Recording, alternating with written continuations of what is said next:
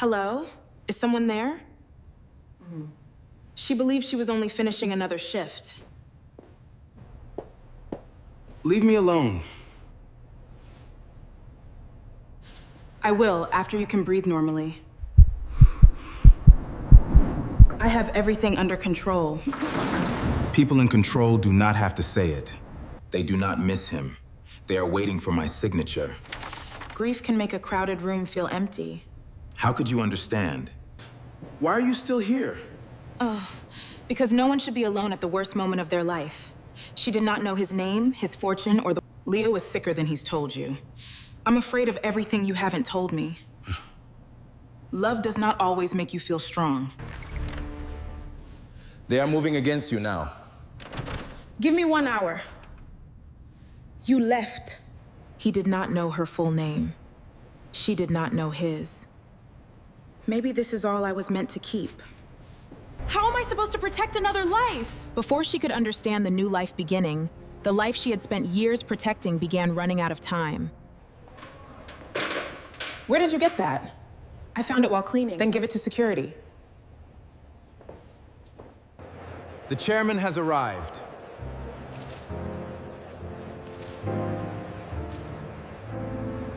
When the black limousine stopped outside Sterling Global that Monday morning, no one in the marble lobby expected the man stepping out of it to change the life of the woman kneeling beside a dirty patch of floor. Hundreds of employees had gathered beneath the enormous crystal lights to welcome Julian Sterling back to the company. For 3 weeks, the young billionaire had remained out of public view, mourning his father, reorganizing his family's empire, and fighting rumors that the Sterling dynasty was beginning to collapse. Senior executives stood in carefully arranged rows. Lawyers checked their watches. Investors whispered about the future of the company. Security officers watched every entrance. And near the edge of the crowd, almost hidden behind a decorative column, Elena Vance was trying to remove a streak of melted snow before anyone complained. She wore a faded gray uniform. Her hands were rough from cleaning chemicals. There were shadows beneath her eyes from working 2 jobs and sleeping only a few hours each day. No one had told her to attend the chairman's arrival. No one had even noticed she was there. To most of the people inside Sterling Global, Elena was not a person with worries, dreams, or a family waiting for her. She was simply the woman who cleaned up after them. But the moment Julian Sterling entered the lobby, he stopped. The directors behind him nearly walked into one another. The security team looked toward the elevators, assuming Julian had noticed some threat. Instead, his eyes remained fixed on the young cleaner kneeling across the room. For several seconds, the most powerful man in the building did not move. Then he walked past the board members, past the investors, and past the private elevator prepared for him. He walked directly toward Elena. The lobby became silent. Elena slowly lifted her head. The cleaning cloth slipped from her fingers. She recognized him immediately. The expensive black suit was different. The exhausted eyes were clearer. The unsteady man she had found sitting on the floor 3 weeks earlier now stood, surrounded by assistants, lawyers, and armed security. But there was no mistaking his face. He was the stranger from the dark hallway. The man who had believed everyone had abandoned him. The man who had disappeared before sunrise without leaving a name. Julian stopped in front of her and told her that he had been searching for her for 3 weeks. The words sent a wave of whispers through the lobby. Elena could feel hundreds of eyes turning toward her. Some were confused, some were suspicious, others were already calculating what connection a billionaire could possibly have with a woman who emptied trash cans at night. No one in that lobby knew what had happened between them. No one knew about the cold hallway, the nearly empty bottle, the confession Julian had never intended to make, or the decision that had left Elena carrying a secret she had discovered only hours earlier. And no one understood that, before the morning was over, the invisible woman they had ignored for years would become the center of a battle powerful enough to shake one of New York's wealthiest families. 3 weeks earlier, Elena Vance had been living a life that demanded more strength than anyone at Sterling Global could imagine. She was 26 years old, the daughter of Ghanaian immigrants who had arrived in New York with little more than 2 suitcases and a belief that hard work would eventually create a safer life for their children. Her father had driven delivery trucks during the day and repaired appliances at night. Her mother had worked in hotel laundry rooms, hospital kitchens, and private homes. Neither had earned much money, but they had filled their small Bronx apartment with warmth, music, and the certainty that dignity did not depend on wealth. They had taught Elena that a person's character was revealed most clearly by how they treated those who could offer them nothing. For years, those lessons had seemed simple. Then, when Elena was 22, everything changed. Her parents were killed in a highway accident during a winter storm. One moment, Elena had been a college student studying community health. The next, she was standing in a hospital corridor being told that she had become the only guardian of her 12-year-old brother. Leo had survived the loss of their parents, but his health had already begun to fail. What doctors initially believed was ordinary exhaustion developed into a rare blood disorder that damaged his immune system and placed increasing pressure on his heart. Treatments helped for a while, but each new complication created another bill, another appointment, and another reason for Elena to postpone her own future. She left college before completing her degree. During the day, she worked at a convenience store near the hospital. At night, she cleaned offices inside Sterling Global. Between shifts, she slept on buses in waiting rooms and sometimes at the kitchen table beside Leo's medication schedule. The apartment they shared was small. The heating system worked only when it wanted to. Their refrigerator made a grinding sound that often woke Elena during the few hours she had available to sleep. But Leo never complained. At 16, he had already learned to recognize when his sister was pretending not to be tired. He noticed the unpaid bills she hid inside a kitchen drawer. He knew she sometimes skipped meals after claiming she had eaten at work. Whenever Elena's fear became difficult to hide, Leo reminded her that as long as she remained beside him, he would not be afraid. Those words became the rope Elena held whenever exhaustion threatened to pull her under. At Sterling Global, however, no one knew any of this. The building rose above Manhattan like a monument to wealth. Its glass walls reflected the city lights, and its executive floors contained artwork worth more than Elena's entire neighborhood. Bankers, attorneys, hotel owners, politicians, and international investors moved through the lobby each day. Their shoes were polished, their voices were confident, their decisions influenced thousands of employees across several countries. Yet many of them could not remember the names of the people who cleaned their offices. Some walked across freshly washed floors without acknowledging Elena. Others left food containers beside empty trash cans because bending down seemed beneath them. A few placed coffee cups directly on conference tables while watching her wipe around them. Serafina Cole was one of the worst. Serafina came from a wealthy South African investment family that had spent years building a close relationship with the Sterlings. She was elegant, educated, and skilled at appearing generous whenever cameras were present. In private, she treated service workers as if they were pieces of furniture. She regularly called Elena away from assigned floors to clean small spills in executive offices, even when assistants were available. More than once, she dropped tissues or empty cups only moments after Elena had finished cleaning. Whenever Elena hesitated, Serafina reminded her that people in replaceable jobs should be grateful they had work at all. Elena never argued. She needed every dollar. She lowered her head, completed the task, and reminded herself that Serafina's cruelty could not determine the kind of person Elena would become. What Elena did not know was that Serafina's connection to Sterling Global went far beyond business. For years, Julian Sterling's family had expected him to marry her. The proposed union was not based on love. It was designed to combine two powerful financial networks, strengthen the Sterling family's influence in Africa, and protect both dynasties from competitors. To the public, Julian and Serafina appeared perfectly matched. They attended charity events together. Their photographs appeared in financial magazines. Journalists described them as the future of global black wealth. Behind closed doors, the relationship was different. Serafina admired the sterling name, but she had little patience for Julian's doubts, grief, or independence. She viewed marriage as another strategic acquisition. Whenever Julian questioned the arrangement, she reminded him of what both families could lose. Julian had spent most of his life surrounded by people who measured human worth through influence. He had inherited intelligence, discipline, and a talent for leadership. He had also inherited a family system in which affection was often connected to obedience. His father, Marcus Sterling, had built the company with relentless ambition. He loved his son, but he rarely expressed that love without also expressing expectations.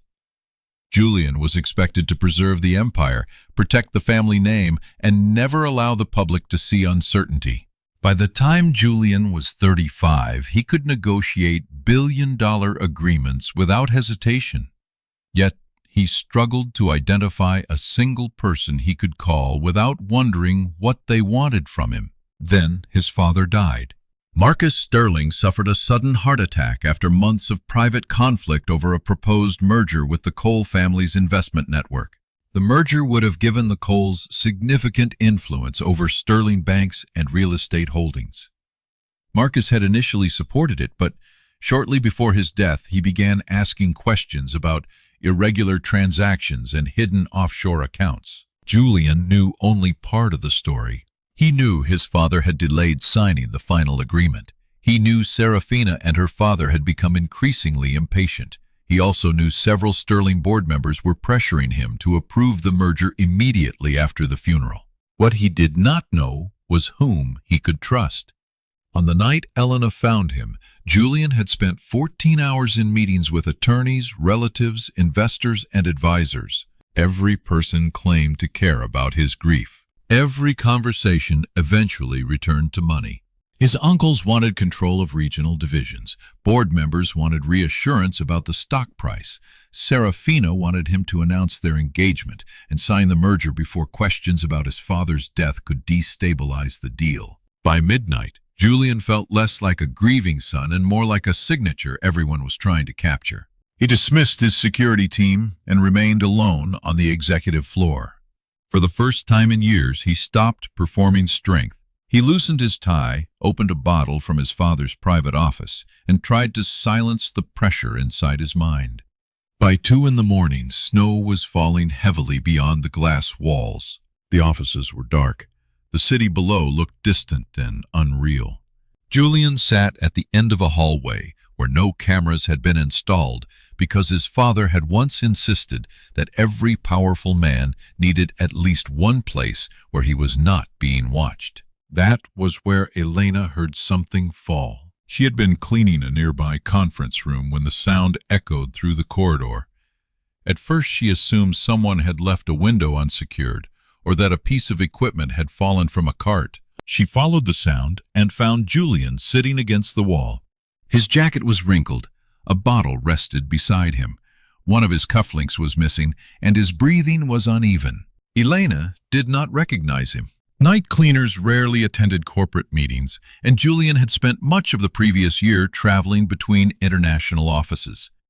Elena had seen his name on walls and company documents, but she had never studied his face. To her, he was simply a man in trouble. She asked whether he needed medical assistance. Julian initially told her to leave him alone, but there was no authority in his voice. He looked less dangerous than defeated. Elena noticed that his hands were trembling and that his breathing had become too shallow. She had seen Leo experience panic during painful treatments. She recognized the signs. Instead of calling security immediately, she sat several feet away and encouraged Julian to slow his breathing. She removed the bottle from his reach. She brought him water. She remained calm when he became frustrated and insisted that he had everything under control. Elena knew what people looked like when they were truly in control. This man was not. For several minutes, Julian said almost nothing. Then the silence broke. He admitted that his father had died. He explained that relatives who had barely visited the hospital were already fighting for control. He described business partners who expressed sympathy while carrying documents for him to sign. He spoke about the woman he was expected to marry and how every promise of love seemed connected to an agreement, a reputation, or a financial advantage. He said that everyone eventually left when he stopped being useful. Elena listened. She did not interrupt him with advice. She did not tell him that wealth should have protected him from pain. She did not minimize his grief because his shoes cost more than her monthly rent. She simply remained beside him. When Julian eventually asked why she cared, Elena explained that no one should be left alone at the worst moment of their life. She told him that grief could make a crowded room feel empty. She understood because she had lost both parents on the same night. For the first time, Julian looked at her carefully. Elena spoke about Leo without revealing every detail. She described a younger brother who faced hospital procedures with more courage than many adults. She explained that fear did not disappear simply because someone acted strong. Sometimes strength meant waking up and doing what had to be done while fear remained beside you. Julian had heard speeches from famous leaders, therapists, advisors, and spiritual teachers. None had reached him the way Elena's quiet honesty did. Perhaps it was because she was not trying to impress him. Perhaps it was because she did not know who he was. As the night continued, the distance between them seemed to disappear. Julian was no longer a billionaire chairman. Elena was no longer a cleaner carrying a mop through an empty building. They were two exhausted people sitting above a city that had taught both of them how easy it was to become invisible. Julian admitted that he had spent years fearing betrayal. Elena admitted that she was terrified Leo would die while she was still trying to earn enough money to save him. Julian asked how she continued carrying so much responsibility. Elena explained that love did not always make people feel powerful. Sometimes it simply prevented them from giving up. The answer stayed with him. At some point, the building's heating system shifted into its overnight cycle, and the hallway became colder. Elena helped Julian stand and guided him into a private executive lounge. He was more sober by then, but emotionally exposed in a way he had never allowed himself to be. The connection that formed between them was not planned. It was not a transaction. It did not come from seduction, status, or ambition. It came from loneliness, grief, and the dangerous relief of finally being seen. Before sunrise, they crossed the boundary that had separated them as strangers. Neither believed the night would change the course of their lives. At 6 in the morning, Julian received an urgent call from his family attorney. New information had emerged regarding his father's estate, and several board members were attempting to force an emergency vote. Still overwhelmed and believing Elena would remain in the building, Julian left through a private exit. He intended to return within an hour. Instead, he was taken directly to a legal meeting in another part of the city. From there, his security team moved him to the Sterling family residence because reporters had discovered the location of the board dispute. By the time Julian escaped the confusion, Elena's shift had ended. He returned to the executive floor and found the hallway empty. He did not know her full name. He had heard another cleaner call her Elena earlier in the night, but he did not know whether it was her first name or surname. He did not know where she lived. He did not even know which cleaning contractor employed her. When he asked the executive facilities manager about a young woman named Elena, the manager barely looked up from his computer. Sterling Global employed hundreds of maintenance workers through several outside companies. Their records were incomplete, and night staff changed frequently. Julian ordered a full search, but the request created new problems. His advisors feared that any investigation involving a female employee could attract attention. Serafina noticed Julian's unusual interest and began asking questions. Members of the board were already questioning his emotional stability after his father's death. The more Julian searched, the more carefully his staff tried to manage what he was allowed to know. For Elena, the morning felt very different. She woke inside the quiet lounge and realized Julian was gone. For several moments she sat beneath the cold light, trying to understand what had happened. Part of her felt foolish. She had allowed herself to trust a stranger during one of the most vulnerable nights of her life. She had crossed a line she would never normally have crossed. Now he had disappeared without leaving a message. Elena did not know that he had returned to find her. She assumed that once the man became sober, he had regretted everything. She cleaned the lounge, returned the empty bottle to the cabinet, and found a silver cufflink near the hallway wall. The cufflink carried a small engraved letter S. Elena placed it inside the pocket of her uniform. She considered leaving it with security, but she feared being questioned about how she had found it. She decided she would return it if she ever saw the man again. Then she went home, showered, slept for less than 2 hours, and reported to the convenience store. Life did not pause for confusion. Leo needed medication. The hospital had issued another invoice. Their landlord had left a warning about late rent. Elena forced herself to treat the night as something that belonged to another version of her life. But over the following days, her body began to change. At first, she blamed exhaustion. She felt sick during her morning bus ride. The smell of coffee at the convenience store made her dizzy. She nearly fainted while restocking a refrigerator. When her cycle did not arrive, fear settled inside her. 3 weeks after the night at Sterling Global, Elena used part of her grocery money to purchase a pregnancy test. The result appeared almost immediately. She took a second test because she believed the first had to be wrong. Then she visited the hospital clinic while Leo was undergoing treatment. The nurse confirmed what Elena already knew. She was pregnant. Elena sat alone in a hospital corridor holding the paper in both hands. Around her, families walked between appointments. Nurses pushed equipment through bright doors. Somewhere nearby, a child was crying.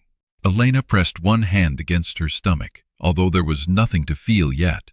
She did not know the father's full name.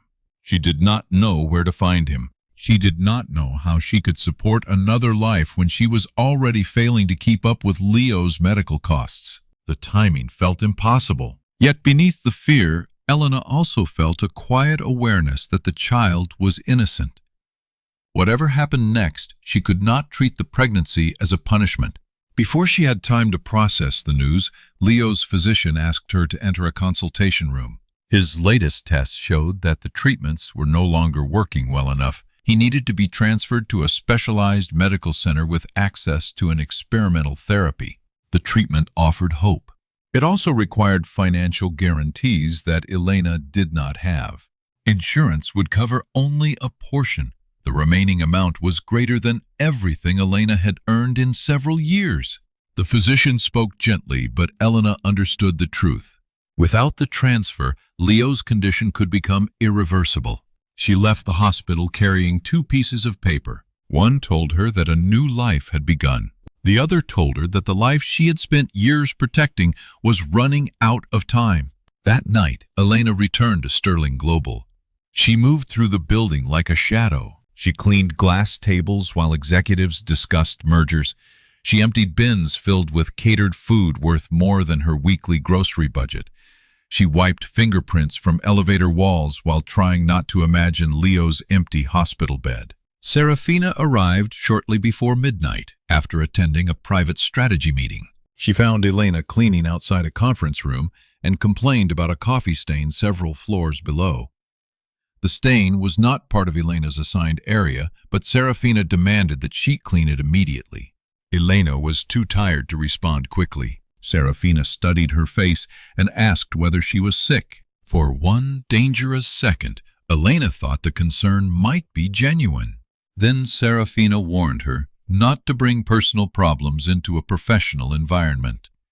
She explained that employees who could not perform their duties were easily replaced. Elena apologized and collected her supplies.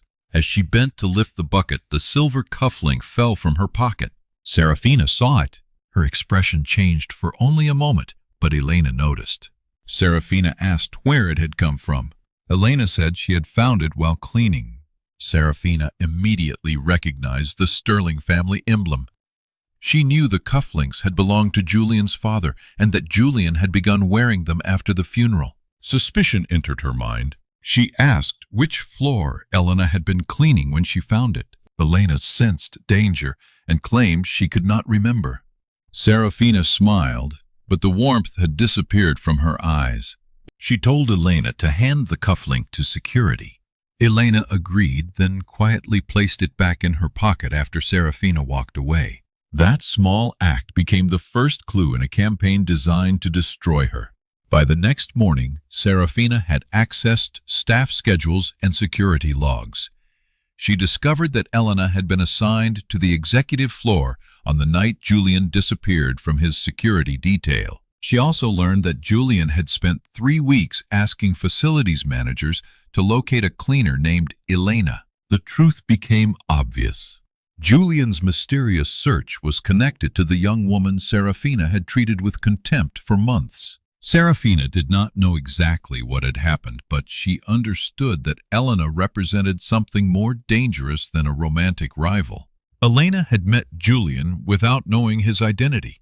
That meant whatever connection existed between them had formed without the influence of his wealth.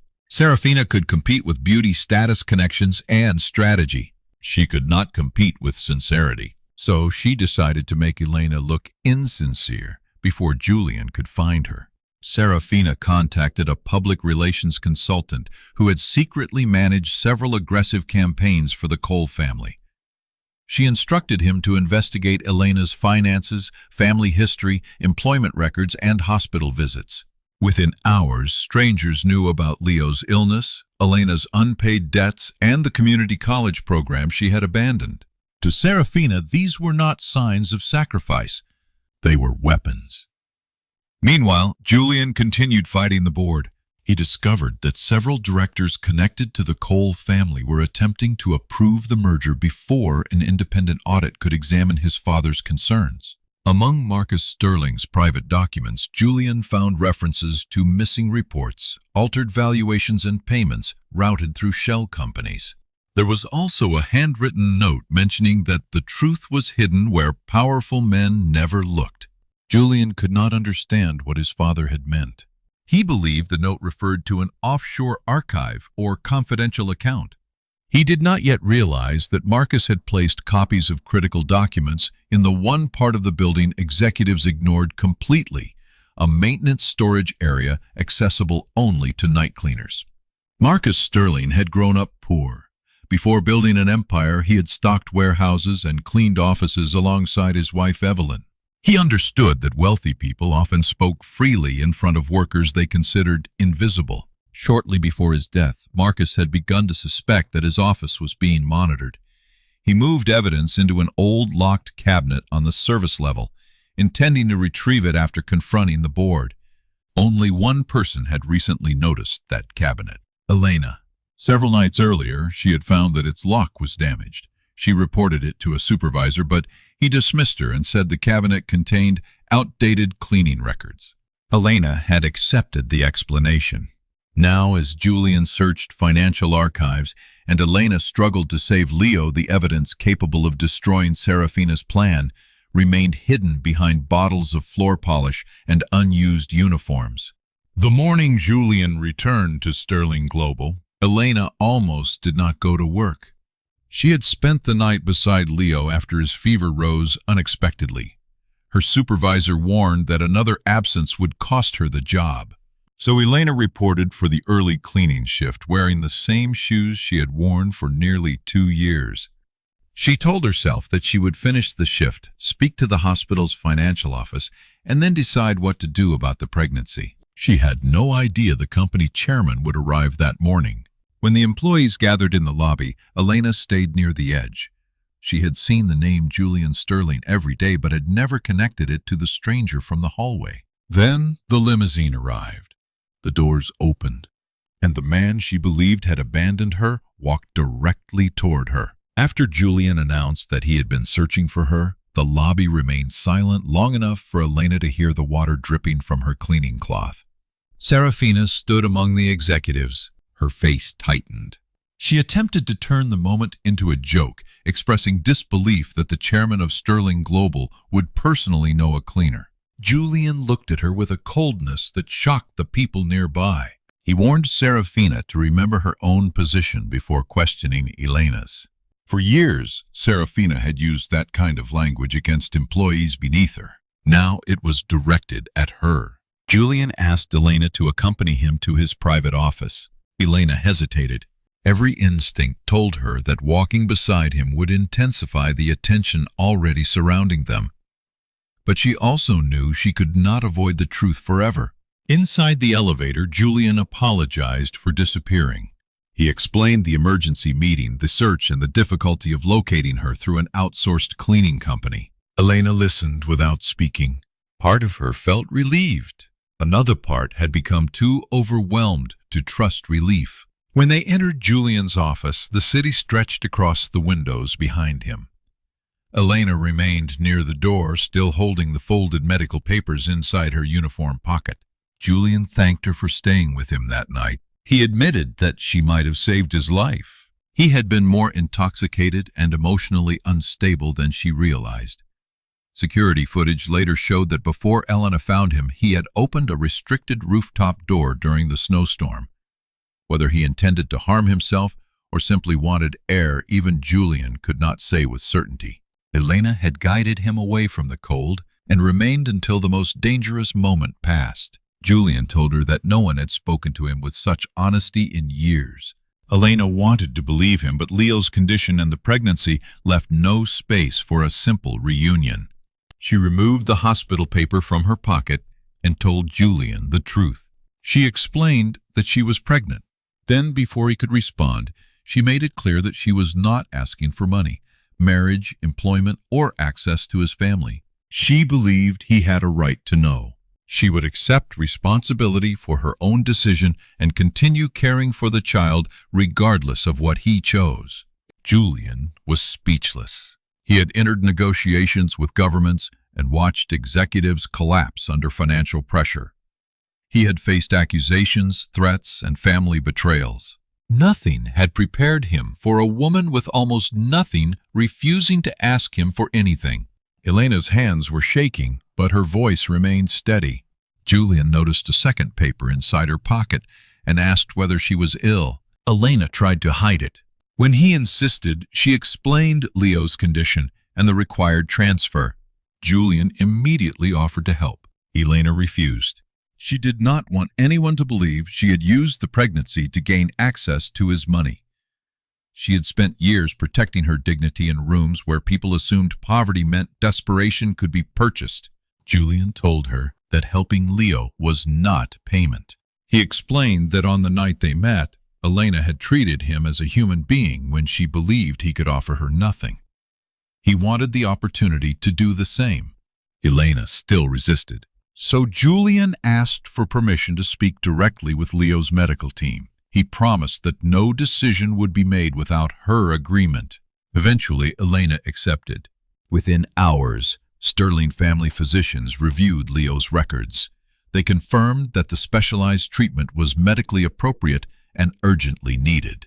Julian arranged the transfer. He covered the expenses through a private medical foundation rather than a personal payment, ensuring that Elena would not face tax complications or public records connecting the treatment to their relationship.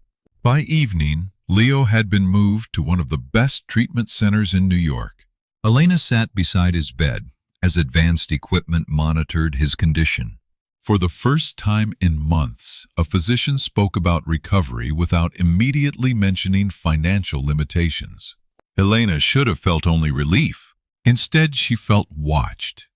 A photographer stood across the street when she left the hospital. The following morning, an online article appeared with a photograph of Elena entering the medical center. The headline accused an unnamed Sterling employee of forming a secret relationship with the grieving billionaire while facing severe financial debt. The article did not include Elena's name, but the details were specific enough for employees to identify her.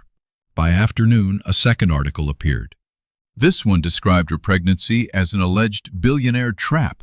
Anonymous sources claimed Elena had studied Julian's schedule, entered a restricted floor, and intentionally approached him while he was emotionally vulnerable. Every claim was false. Yet the story spread because it confirmed what many people wanted to believe. A poor woman could not possibly attract a billionaire without manipulation. A cleaner could not be sincere. A woman with medical bills could not love or care without calculating a price. At Sterling Global, employees who had ignored Elena now stared at her.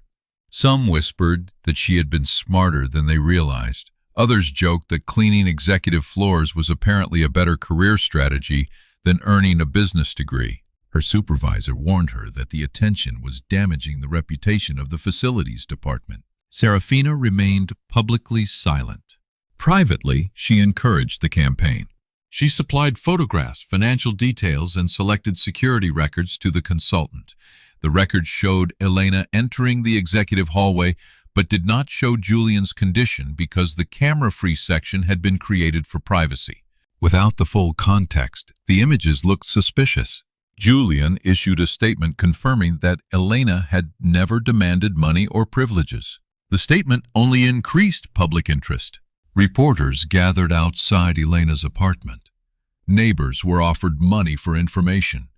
Someone photographed Leo through a hospital window. That was the moment Elena decided she had to leave.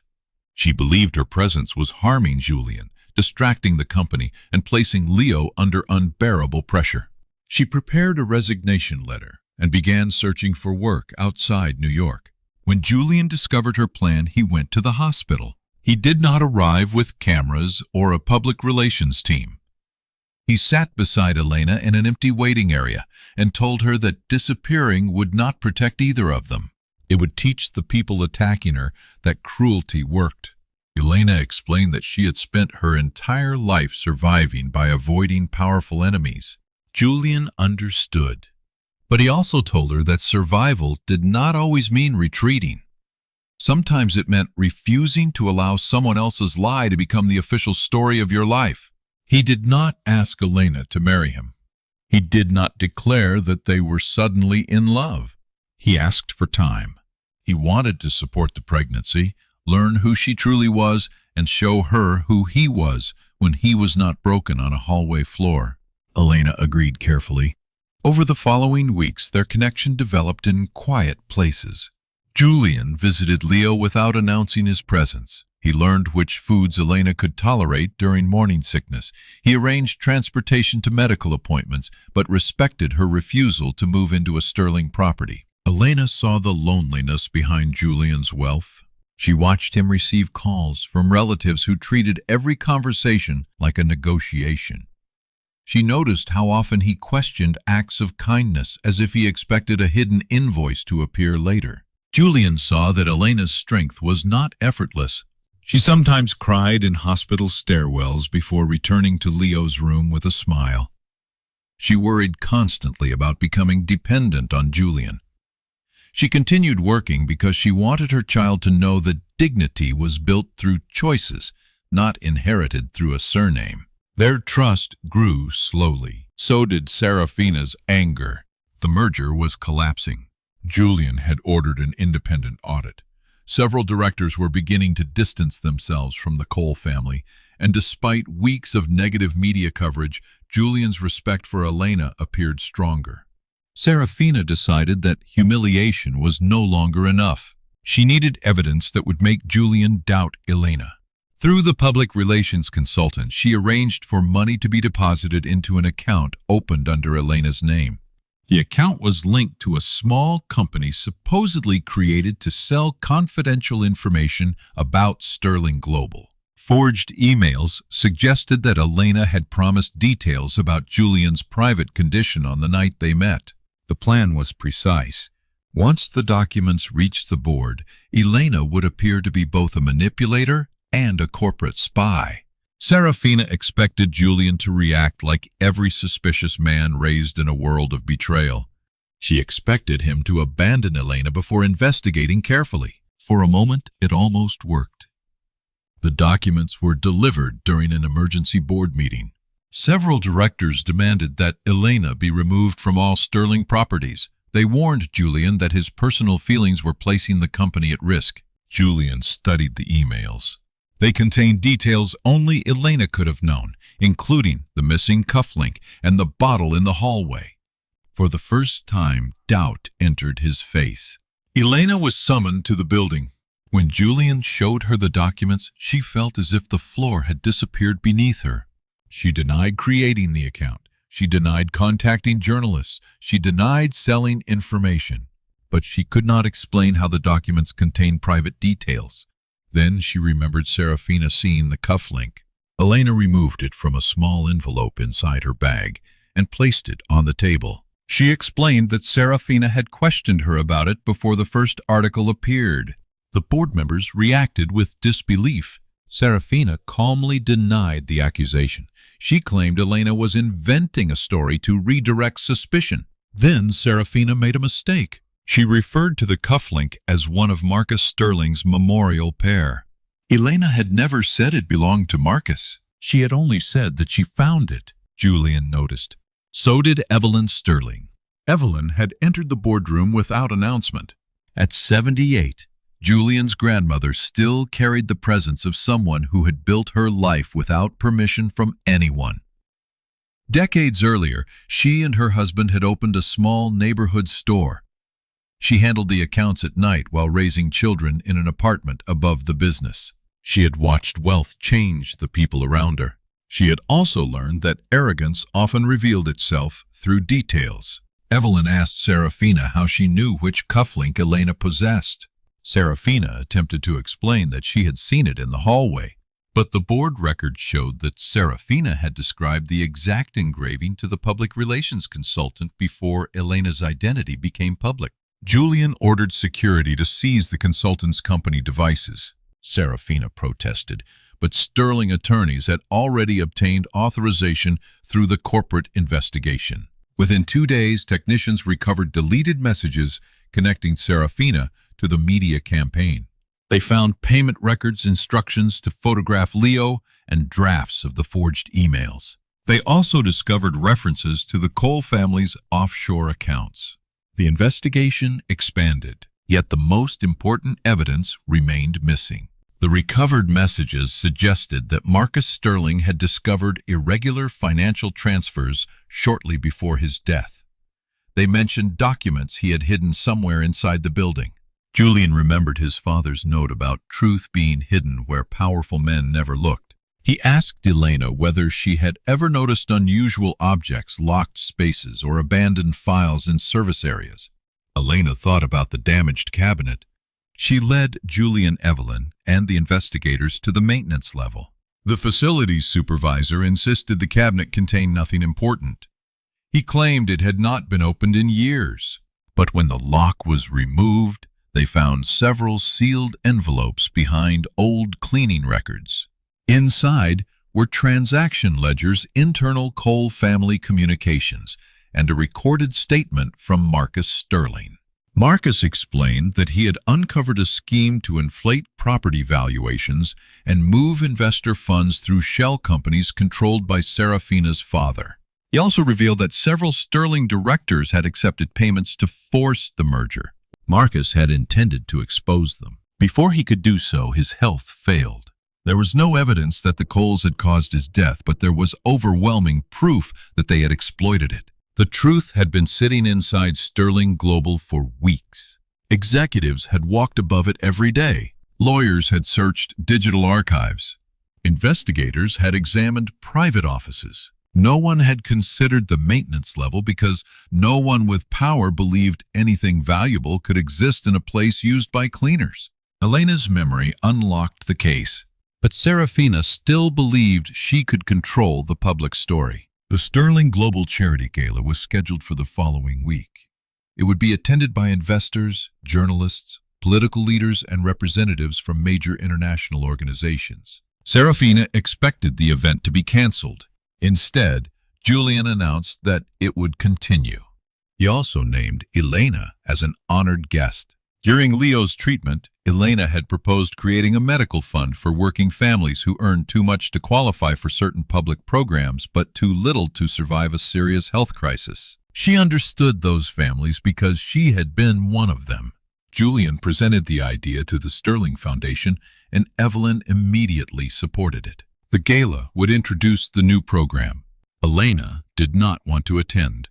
She had spent months being photographed, insulted, and analyzed by strangers.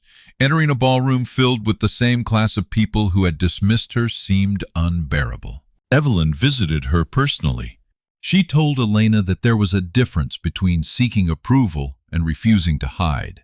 Elena had nothing to prove to the guests, but the workers watching from kitchens, service halls, hospitals, and small apartments might need to see someone like her stand in the center of the room without apologizing. Elena agreed. She wore a simple dress created by a young Kenyan designer whose small business had received support from a Sterling entrepreneurship program. The dress was elegant but not extravagant. Elena wore no expensive necklace and carried no luxury handbag. She arrived holding Leo's hand. His treatment had begun working. He was still thin, and he tired easily, but for the first time in years, his doctors believed his condition could be managed. When Elena entered the gala, the room changed. Some guests welcomed her warmly. Others watched with polite curiosity. A few still believed the rumors, despite the lack of evidence. Serafina arrived unexpectedly. The Cole family had already received notice that Sterling Global was terminating the merger discussions. Their accounts were being investigated, and several former allies had stopped returning calls. Yet Serafina entered the ballroom as if nothing had changed. She believed confidence could overpower facts. She approached Elena near the main staircase, surrounded by reporters and shareholders. In a voice loud enough for everyone nearby to hear, Serafina mocked Elena's dress and reminded the room that beneath the temporary attention she was still an uneducated cleaner. She described Elena as a stain on the Sterling family. The insult was calculated. Serafina wanted Elena to become emotional. She wanted cameras to capture anger, fear, or humiliation. Any reaction could be edited into another story. Elena felt the old instinct to lower her head. For years, silence had protected her employment. Silence had helped her survive people like Serafina. But survival was no longer the only thing at stake. Her child would one day hear this story. Leo was watching. The workers serving the gala were watching. Before Elena could respond, Evelyn Sterling stepped forward. The room fell silent. Evelyn reminded Serafina that Sterling Global had not begun in a tower, a private bank, or an executive boardroom. It had begun behind the counter of a small store where Evelyn cleaned floors herself after closing. She explained that labor was not shameful. Cruelty was shameful. Dishonesty was shameful.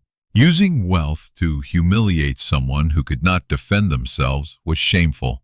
Then Evelyn revealed that while Serafina had spent years claiming loyalty to the Sterling family, she had been helping her father manipulate the company from within.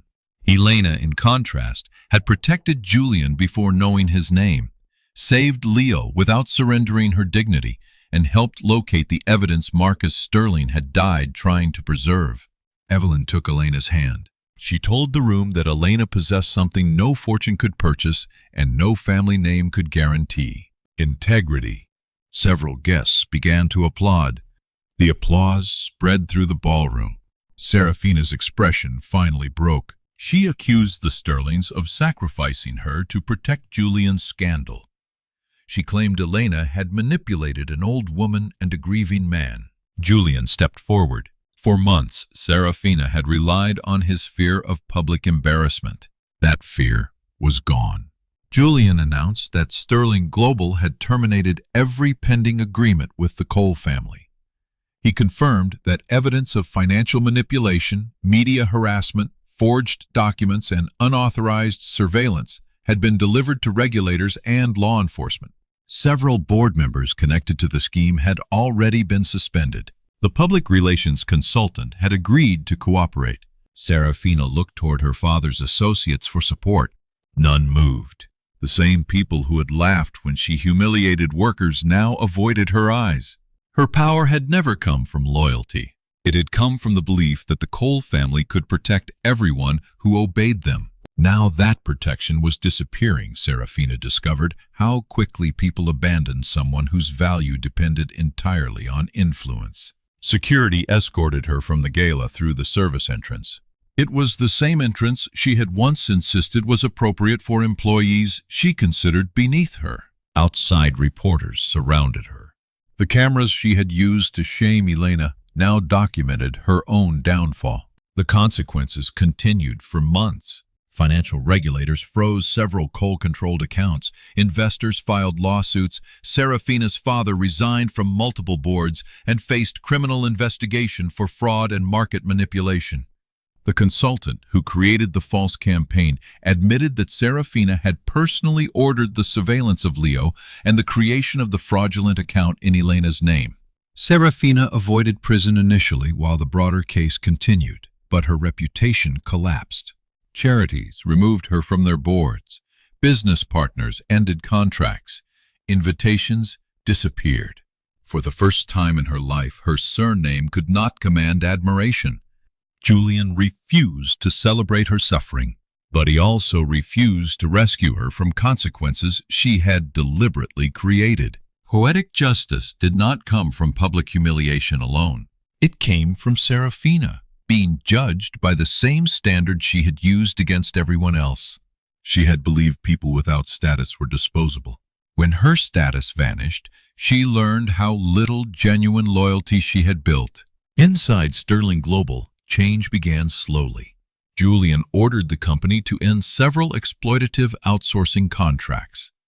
Cleaning, security, catering, and maintenance workers received higher wages, improved benefits, and clearer paths to permanent employment.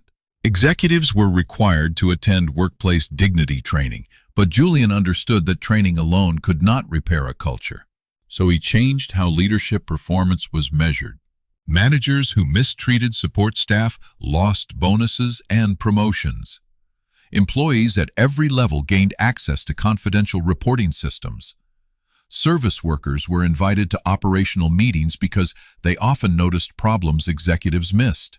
The facility's supervisor who had ignored Elena's report about the cabinet was removed after investigators discovered that he had also concealed safety complaints. Elena was offered a large financial settlement for the public harassment she had endured. She accepted only enough to secure stable housing, continue her education, and protect her child. The rest was directed into the medical fund she had proposed. The Sterling Vance Family Health Foundation officially launched 6 months after the gala. Its mission was simple. No parent, sibling, or guardian should have to choose between rent, food, and life-saving medical care. Elena returned to college through an accelerated community management program. She studied hospital systems, nonprofit finance, and patient advocacy. She did not become an executive merely because she was connected to Julian. She studied, completed her qualifications, and earned the position of program director. Her experience shaped every policy. She knew that complicated applications could become barriers. She knew that families in crisis did not always have perfect documents. She knew that dignity mattered almost as much as financial support. Under her leadership, the foundation placed advisors inside hospitals to help working families before debt became catastrophic. Leo recovered gradually. The experimental therapy did not erase every health problem, but it stabilized his condition. He returned to school, began studying computer science, and eventually volunteered to create a secure application for foundation patients. He often joked that Elena had spent so many years protecting him that he now had to protect her from working too much.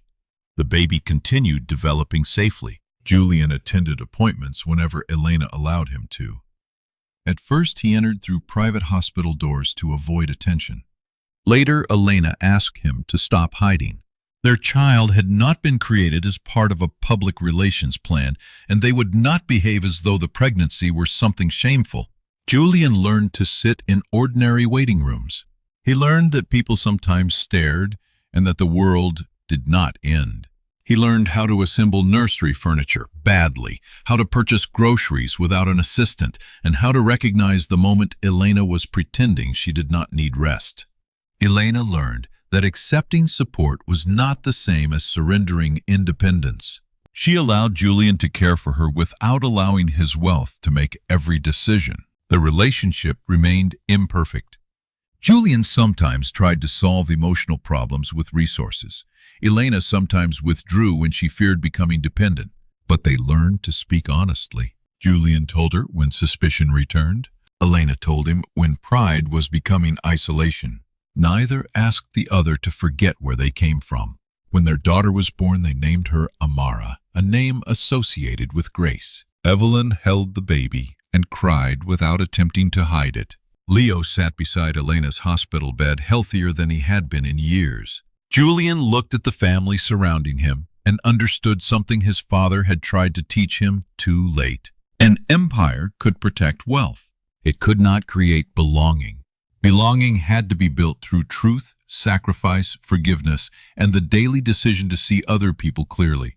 1 year after the night in the hallway, Julian asked Elena to return to the executive floor after midnight. The building was quiet.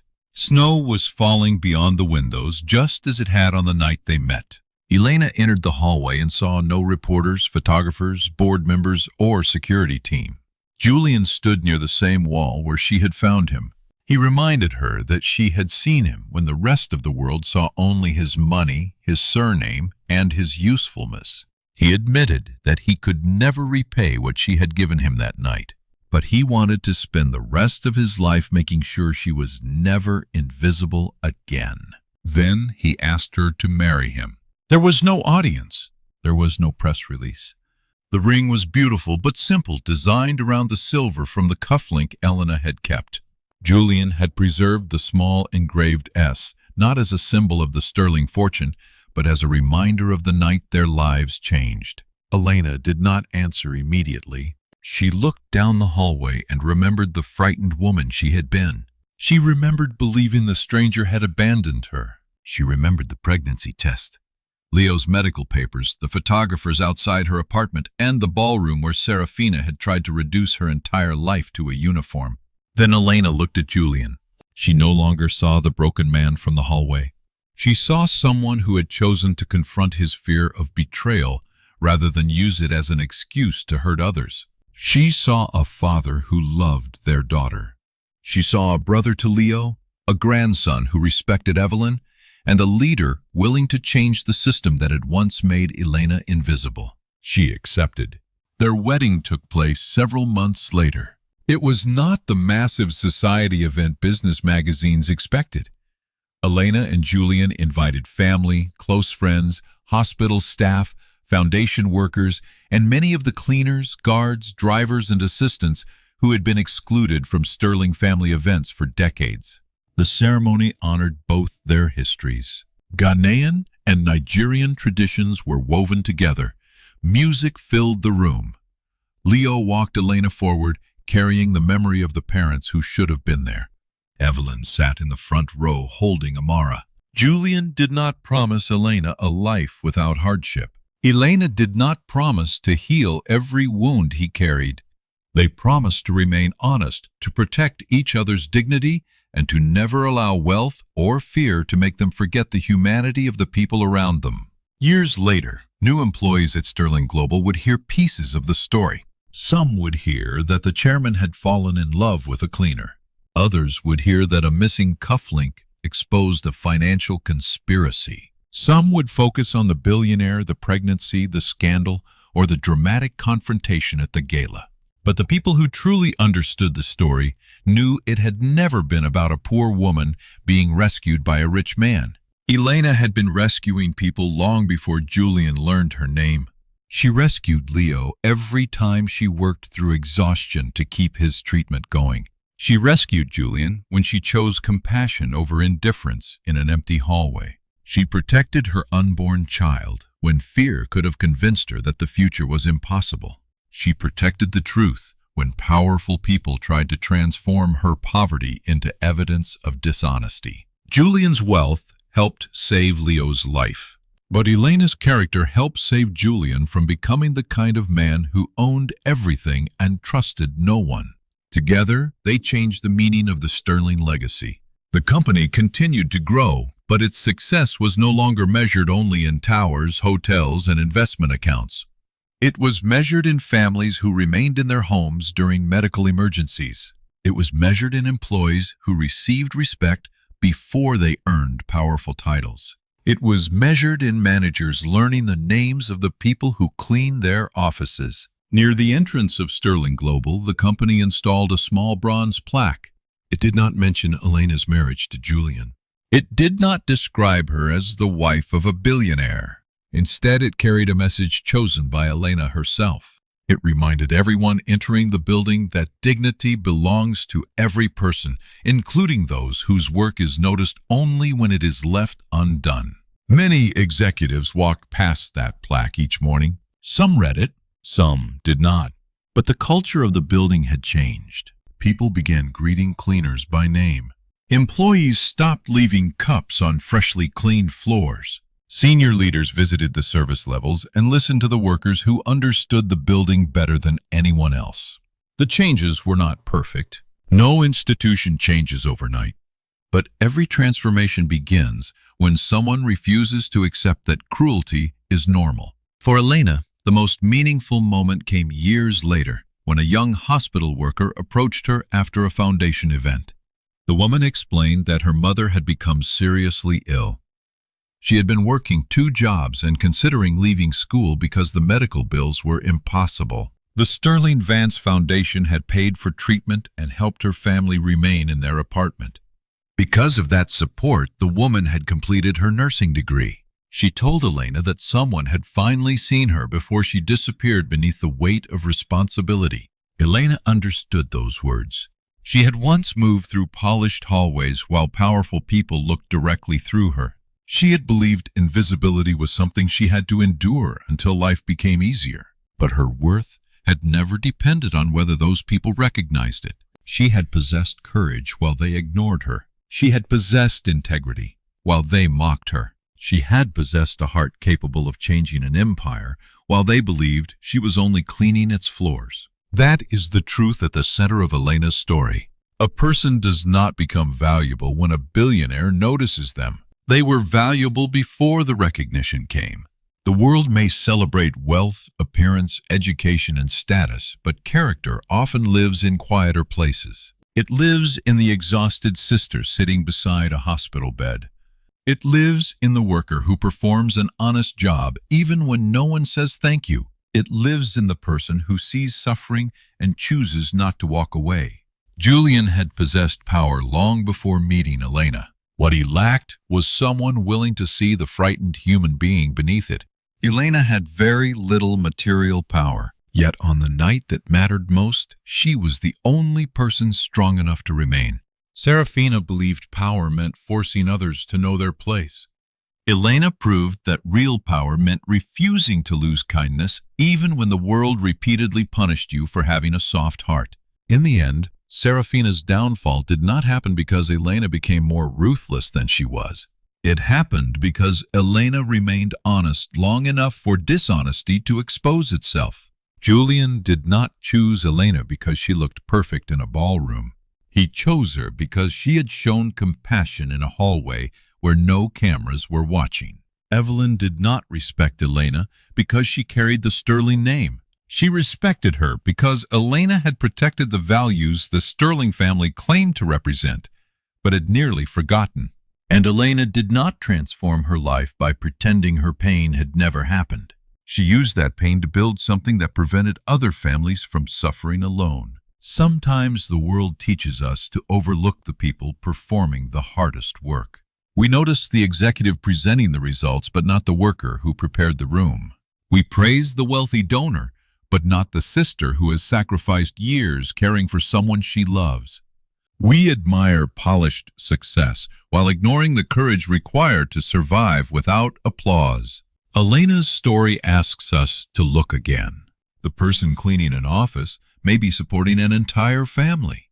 The quiet employee may understand more about the company than the people leading it. The stranger sitting beside us may be carrying a grief no amount of money can remove. And the smallest act of kindness may become the moment that changes several generations. Elena never entered Sterling Global intending to meet a billionaire. She never planned to become part of a powerful family. She was simply trying to finish another shift and return to the brother who needed her. But when she heard something fall in a dark hallway, she stopped. She could have called security and walked away. She could have decided that someone else's suffering was not her responsibility. Instead, she chose to see the person in front of her. That decision saved Julian's life. It exposed the people exploiting his family. It helped save Leo. It created a foundation that would protect thousands of families. And it transformed a woman the world considered invisible into the moral center of an empire. The lesson is not that kindness always leads to wealth. Most acts of kindness will never be rewarded with money recognition or a dramatic change of fortune. The lesson is that kindness matters even when no one is watching. Integrity matters even when dishonesty appears more powerful. The way we treat people who cannot benefit us reveals who we truly are. A title can disappear. A fortune can collapse. A family name can lose its influence. But the good we offer another person at their lowest moment can continue long after everything else is gone. So before ignoring the cleaner, the driver, the nurse, the cashier, the security guard, or the exhausted stranger moving quietly through the background of your day, remember Elena Vance. Remember that a person can be unseen by an entire building and still possess the strength to change everyone inside it. And remember that sometimes the person who appears to have the least is the one carrying the greatest gift of all, a heart that has suffered without becoming cruel. Do you believe Julian fell in love with Elena because she saved him during the darkest night of his life? Or because she was the first person who never cared about his fortune? Share your thoughts in the comments. And if you believe that kindness, dignity, and integrity deserve to be recognized, support this story, subscribe to the channel, and share it with someone who continues doing good even when no one seems to notice. You cannot purchase the floor mat in that car.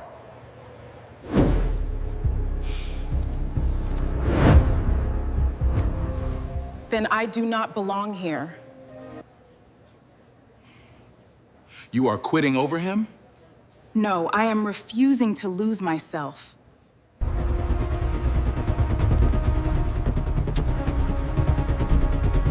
Stay for the announcement.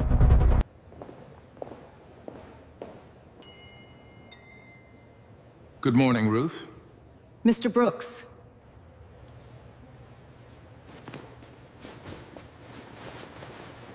Now everyone can stop guessing. Brooks Horizon Capital now controls Crown Ridge Automotive Group. You misunderstood showroom language. Do not confuse language with character. Help me build something better. I thought I had resigned. Before they knew my name, they showed me the truth. The first thing Samuel Brooks noticed when he walked into the Beverly Hills showroom was not the cars. It was the silence that came before the laughter. The showroom was built to impress people who were already used to being impressed. White marble floors, glass walls, soft leather chairs, expensive espresso machines, a ceiling high enough to make every engine note sound like music. In the center of the room, under a circle of warm lights, sat a midnight blue supercar with doors that lifted like wings and a price tag just over $3 million. Samuel stood in front of it for a long moment. He was 71 years old, black thin but upright, with silver hair under a faded cap. His brown jacket had lost its shape years ago.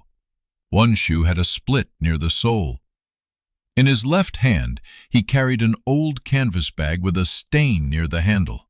He looked nothing like the men who usually walked into that room asking about limited editions. A salesman near the reception desk whispered something. Another covered his mouth. A woman in a white blazer glanced at Samuel's shoes, then turned away as if she had seen something that did not belong beside Italian leather and carbon fiber. Samuel touched the velvet rope in front of the blue car and asked quietly, "Is this one still available?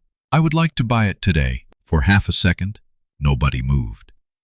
Then laughter broke across the showroom.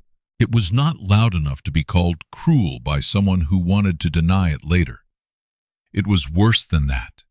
It was polished laughter, showroom laughter, the kind people use when they want to remind someone of their place without getting their hands dirty.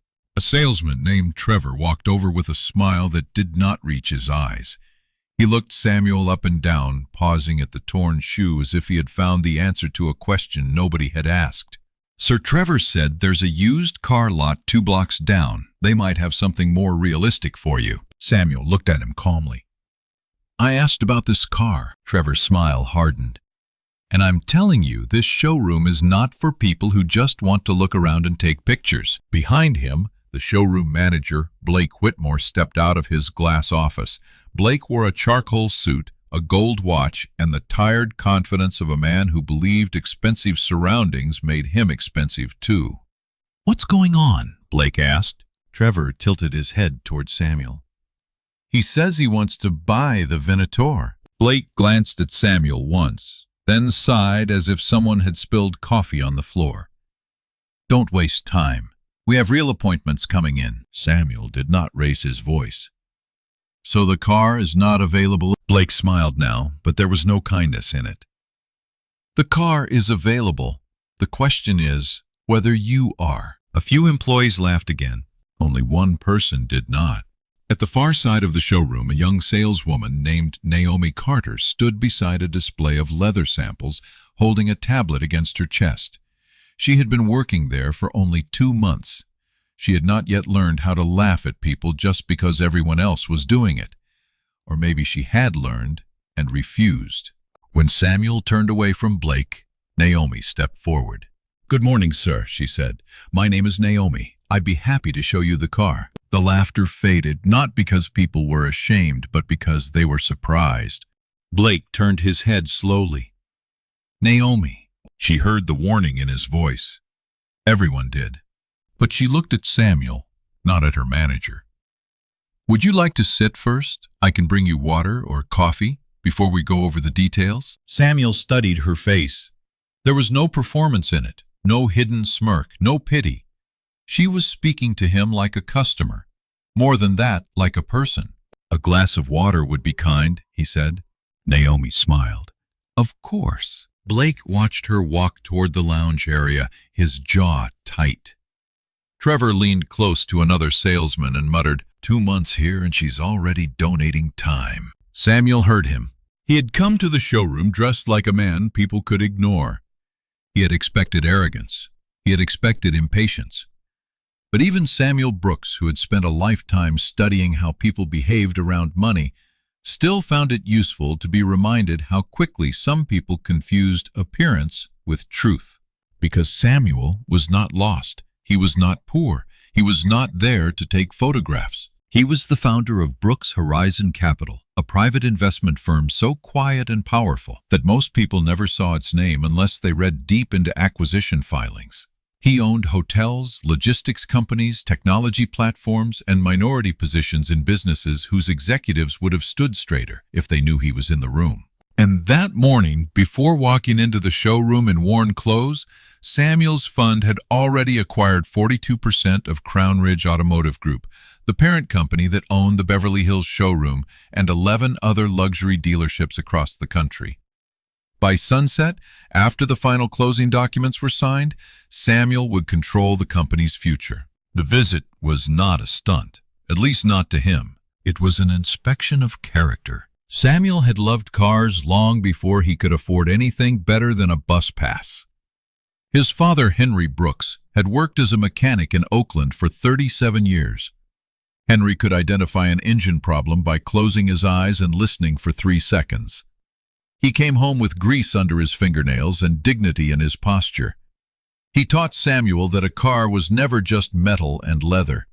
It was promise, craftsmanship, danger, freedom, and trust. If a man brings you his car, Henry used to say, he is bringing you something that carries his family at 70 miles an hour. Never cheat him, because he doesn't know what you know. Samuel never forgot that. He built his fortune in finance, but he kept his father's old canvas tool bag, the one he carried into the showroom that morning. Inside it were no tools now, just a folder, a small recorder, a clean shirt, and a black and white photograph of Henry standing beside a repaired Buick in 1968. Samuel wore old clothes because they told the truth about people faster than any survey ever could. He wanted to know whether Crown Ridge sold cars or whether it sold humiliation with leather seats. He wanted to know why customer complaints had increased, why service disputes were rising, why warranty claims were being buried, and why several former employees had described the Beverly Hills branch as profitable but rotten. He had read the numbers. Now he wanted to feel the place. Naomi returned with a glass of water on a small tray, not because the showroom required trays, but because she thought it looked more respectful than handing a cup across a counter. "Thank you," Samuel said. "You're welcome." She gestured toward the blue car. "This is the 2026 Aurelio Venator S. It's one of only 12 allocated to North America this year. The paint is a special order color called Midnight Amalfi. The interior is hand-stitched saddle leather, and the chassis uses a carbon titanium structure. Would you like the performance specs first or the ownership details?" Samuel almost smiled. "You know the car?" "I'm trying to," Naomi said. "I study after work. The clients here usually know a lot before they come in, so I don't want to waste anyone's time." Most people here seemed sure I was wasting theirs. Naomi's expression changed slightly, but she did not over-apologize for a cruelty that was not hers. "I'm sorry that happened. You walked in and asked a clear question. That deserves a clear answer." Samuel nodded. "Then give me the answer." "Yes, sir. The vehicle is available, but the dealership has been holding it for preferred clients. That means management may try to attach add-ons or require approval from corporate before releasing it. The listed price is $3,180,000 before taxes, registration, and delivery options." Behind the reception desk, Trevor watched with open amusement. He lifted his phone and pretended to take a photo. Another salesperson, Celeste, whispered, "Maybe she thinks he's an undercover celebrity." Naomi heard enough to know they were talking about her, but she kept her attention on Samuel. She walked him through the car carefully. She explained the active aerodynamics, the hybrid assist system, the ceramic brakes, the custom seating position, the service plan, and the manufacturer's allocation rules. She opened the door only after asking whether he would like to see the interior. She did not rush him. She did not simplify the information as if his clothes had lowered his intelligence. Samuel asked detailed questions. Naomi answered some and admitted when she needed to verify others. That impressed him more than pretending. At one point he asked, "Would you sell this car to your own father?" Naomi looked at the Venator, then back at him. "If he could afford it, yes, but I would make him understand the maintenance costs first. A car like this is not only expensive to buy, it is expensive to respect." Samuel laughed softly. "That is a good sentence." "My father would say it louder," Naomi replied. "He drives a tow truck. He thinks half the people in luxury cars don't know how lucky they are until they're standing on the shoulder of the freeway." There it was again. Not flattery, not strategy, just honesty. Naomi Carter had grown up in Inglewood in a small apartment above a beauty supply store where the walls shook when trucks passed at night. Her mother worked as a school secretary. Her father, Malcolm, drove a tow truck and took extra shifts whenever medical bills came due. Naomi had two younger brothers, both brilliant, both expensive to keep in school. She did not enter luxury car sales because she loved rich people. She entered because she loved machines' presentation and the possibility of earning enough commission to help her family breathe. As a child, she used to sit in the tow truck while her father loaded damaged cars under orange highway lights. He taught her to identify makes from taillights, to hear the difference between a dead battery and a seized engine, and to never mock a person stranded beside the road. Everybody breaks down somewhere, Malcolm told her. Our job is not to laugh. Our job is to help. When Naomi got hired at the Beverly Hills showroom, she thought she had finally stepped into a place where excellence mattered. The first week dazzled her. She learned the way the cars smelled when they arrived from transport, the soft click of carbon fiber doors, the language of bespoke interiors, the names of customers whose fortunes came from film technology, real estate, and sports. Then she learned the other language.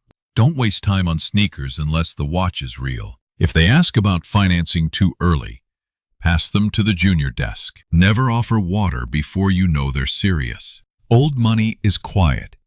Fake money talks. Poor people touch everything. Blake Whitmore taught these rules as if they were wisdom. Trevor and Celeste repeated them like scripture. Naomi listened, smiled when necessary, and felt something inside her resist. She needed the job. That was the hardest part. Her father's tow truck had needed a new transmission. Her mother's medication was not fully covered. Her brothers still called asking whether she could send a little extra for books, fees, groceries, anything. Naomi could not afford to become the conscience of a showroom that rewarded cynicism. But she could not afford to lose herself either. That was why she stayed beside Samuel when everyone else had dismissed him. After nearly 40 minutes, Blake finally lost patience. He crossed the showroom with his smile fixed in place, then touched Naomi's elbow just firmly enough to make the gesture look professional from a distance. "Naomi, a word." She excused herself from Samuel and followed Blake toward the side corridor near the finance office. Blake did not wait until they were fully out of earshot. "What are you doing?" "Assisting a customer." "No," Blake said. "You are entertaining a man who wandered in off the street. He asked about the Venator." Blake gave a short laugh. "Naomi, I know you're new, so let me save you some embarrassment. People who can buy $3 million cars do not carry grocery bags and wear shoes like that. It's a canvas bag. I don't care if it's the crown jewels. Look at him." "I did. And he was respectful." Blake stared at her, irritated by how calmly she answered. "Respectful does not pay commission. Neither does insulting someone who walked through the door." His voice lowered. "You think this is noble, but it's amateur. We have a couple coming in 20 minutes to look at the silver Valerio. They're real buyers. If I see you wasting another half hour with that man, I'll move the appointment to Trevor." Naomi knew what that meant. The silver Valerio could produce a commission large enough to cover her father's truck repair. Blake had used that on purpose. "Still," she said, "a customer is already here." Blake's eyes cooled. "A showroom is not a charity. Learn the difference before this place teaches it to you." Naomi returned to Samuel with her heartbeat uncomfortably loud in her ears. He was standing near the Venator, looking at the stitching on the passenger seat. "Everything all right?" he asked. "Yes," she said, then chose honesty. "My manager would prefer I focus on other appointments." "Because of my clothes?" She hesitated. Samuel nodded before she answered. "Do not worry. Truth is not rude when it is already visible." Naomi looked embarrassed, but not for herself. "I don't agree with him." "That may cost you." "I know." "Then why do it?" She glanced across the showroom. Trevor was laughing with Celeste. Blake had returned to his office. A wealthy couple had just entered and were being greeted with espresso, sparkling water, and the kind of attention Samuel had been denied. Naomi turned back to him. "Because if I only respect people who look profitable, then I'm not in sales, I'm in worship." Samuel held her gaze a little longer than expected. "My father would have liked you," he said. Naomi smiled gently. "Then he must have been a smart man." "He was a mechanic." "Then he was definitely a smart man." That answer settled something in Samuel's chest. For the next hour, he continued asking questions. Some were about the car, others were about the dealership. Naomi told him what she could without gossiping. She said she loved helping customers match a car to a dream, but she disliked pressure tactics. She said some buyers were pushed into unnecessary paint packages, inflated maintenance contracts, and market adjustment fees that changed depending on how desperate they seemed. She said a few used exotics had histories that were not explained clearly enough. Samuel listened. At 11:30, the wealthy couple Blake had mentioned arrived properly. The husband wore a cream linen jacket and the wife had sunglasses pushed into her hair, even indoors.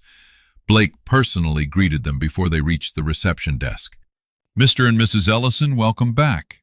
We have your espresso ready." Samuel watched the performance. The couple did not ask for coffee. It appeared anyway. A lounge table was cleared. A salesman took the wife's handbag and placed it carefully on a chair.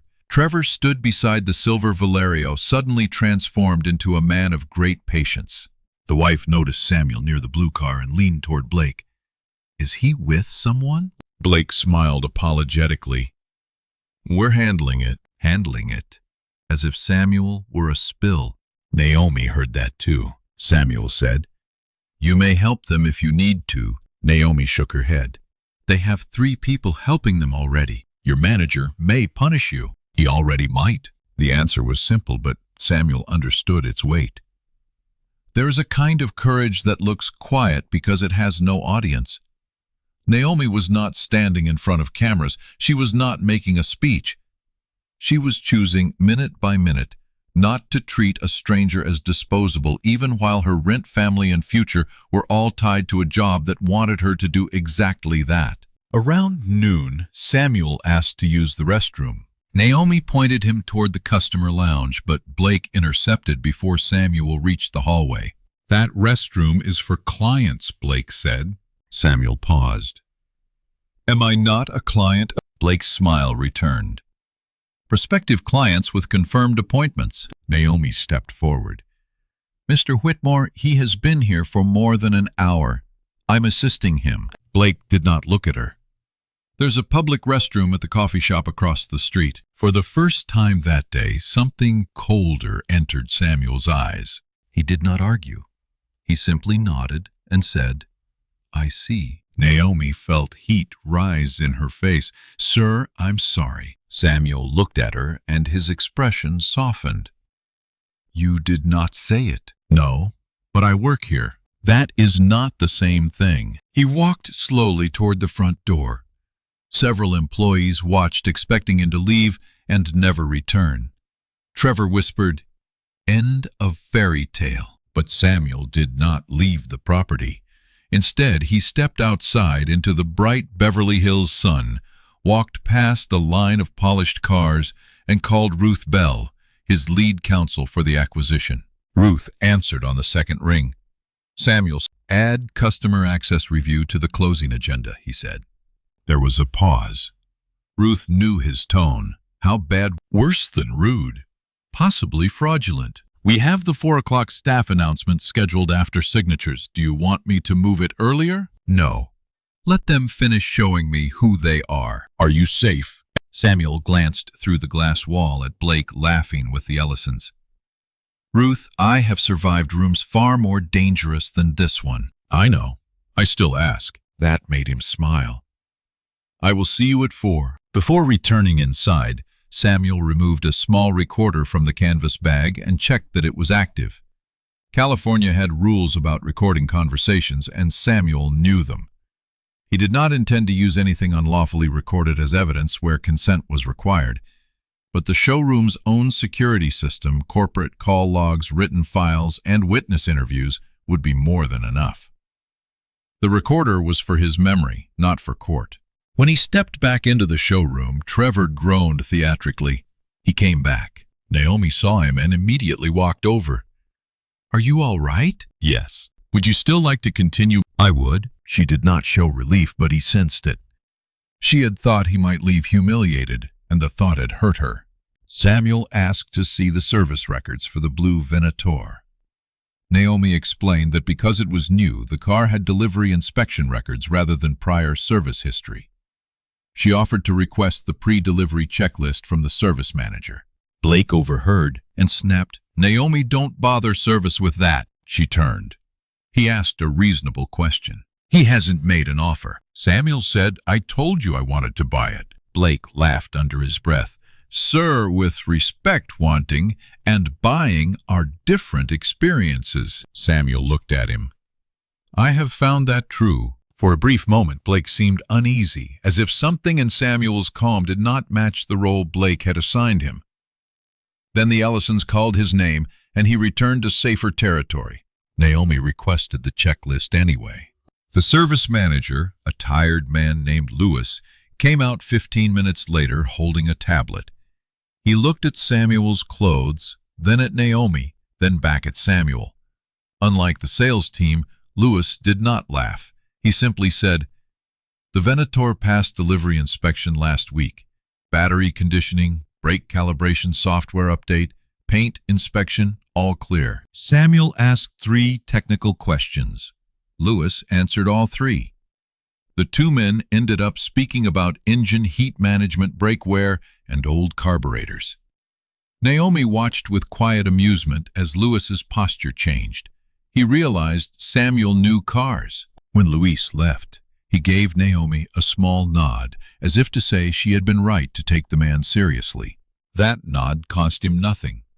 In that showroom, it still mattered. By early afternoon, Blake was in a foul mood. The Ellisons had not bought the Valerio. The husband wanted a larger discount. The wife disliked the interior.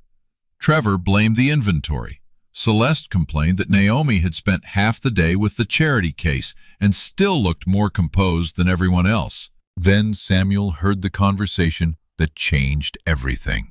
It happened near the finance office, where frosted glass walls created the illusion of privacy, but did little to stop sound from traveling into the side hall. Naomi had gone to print a purchase worksheet because Samuel had asked for a written price breakdown. While waiting, Samuel stood near a display of branded luggage, close enough to hear Blake speaking with Trevor and Celeste inside the finance room.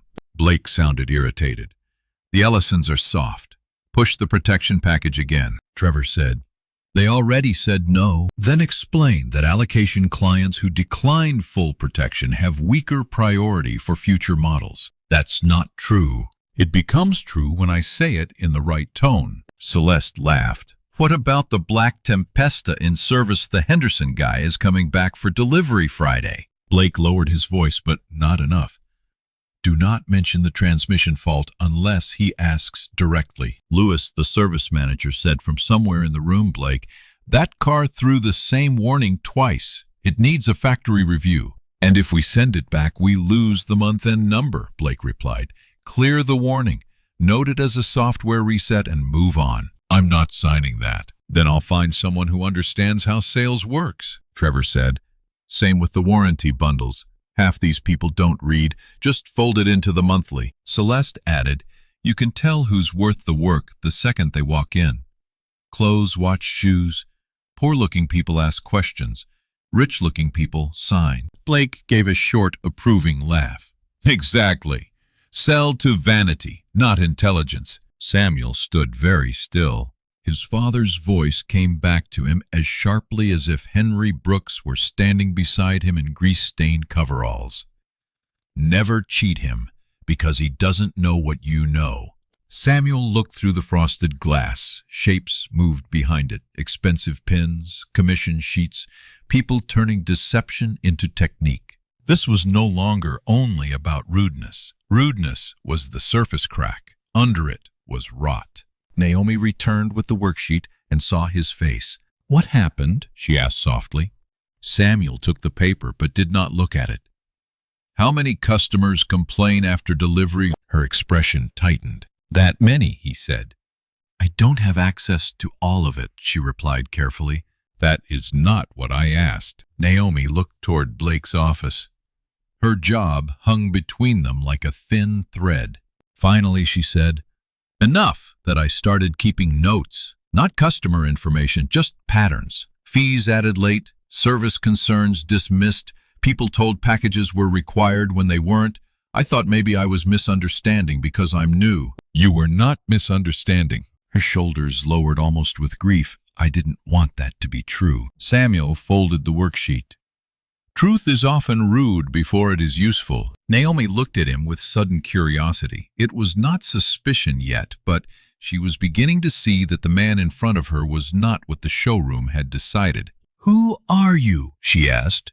Samuel smiled gently. "A customer who appreciates being treated like one." At 3 o'clock, Blake decided the situation had become embarrassing enough to end. The showroom was expecting a corporate announcement at 4, and he wanted the floor perfect.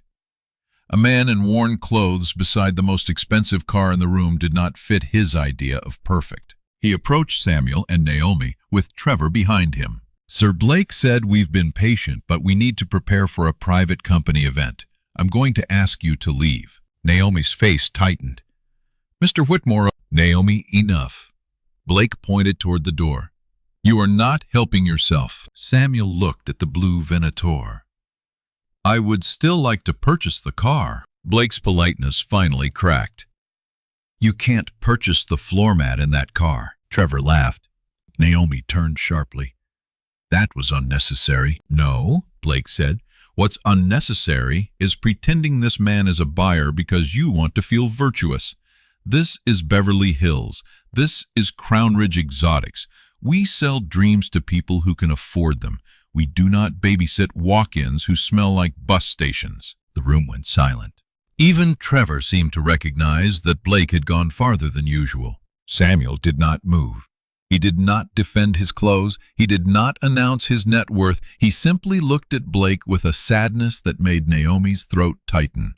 Then Naomi did something that cost her more than any of them understood. She removed her employee badge and placed it on the reception counter. Blake blinked. "What are you doing?" "If serving him respectfully is a problem," Naomi said, "then I don't belong here." Blake scoffed. "You're quitting over a stranger?" "No. I'm refusing to become someone I would be ashamed to bring home to my father." Her voice shook on the last word, but it held. Blake stared at her badge, then at her. "Fine color. Consider this accepted.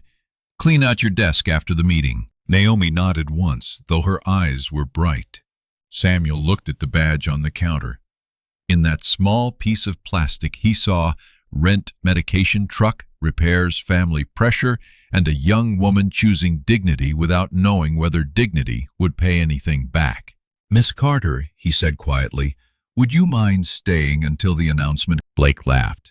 "She is no longer staff." "No," Samuel said, "but she is still my sales representative." Blake opened his mouth to reply, but the sound of engines outside interrupted him. One black sedan pulled to the curb, then another, then a long executive SUV. Through the glass walls, everyone watched as a group of attorneys, corporate officers, and senior executives stepped out. Ruth Bell led them, silver-haired and precise, carrying a leather folder. Blake straightened instantly. He smoothed his tie and whispered, "Everyone positions." Trevor grabbed his jacket. Celeste checked her lipstick. The reception staff stood. The showroom transformed in seconds from cruelty into choreography. Samuel remained where he was beside Naomi, still holding his old canvas bag.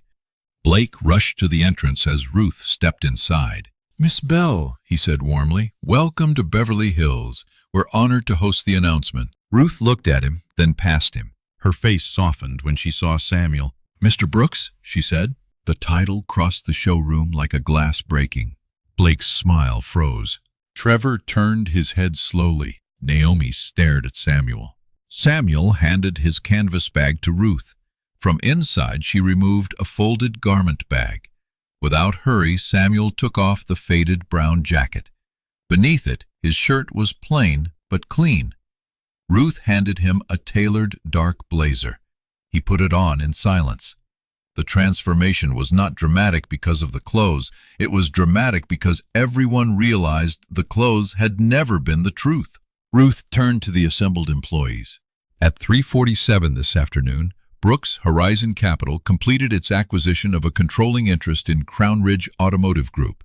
Effective immediately, Mr. Samuel Brooks will serve as executive chairman of the ownership board. No one laughed now. Blake's face had gone pale. Samuel stepped toward the center of the showroom, near the same blue Venator he had asked to buy that morning. This morning, he said, I walked into this showroom wearing old clothes and carrying my father's tool bag. Many of you saw a man who did not belong. I saw something else.